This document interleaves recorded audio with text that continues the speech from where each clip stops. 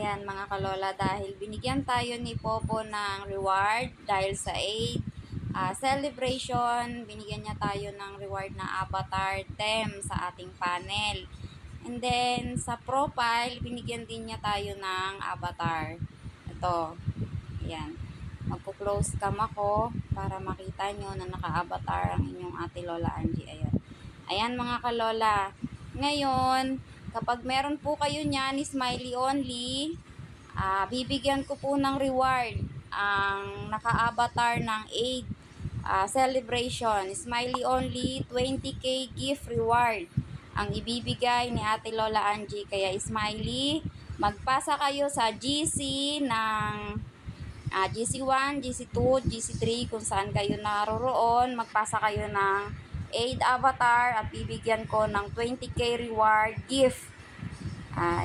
Yun lang po. At pakisubscribe po ang inyong Ate Lola Angie. Bye-bye po.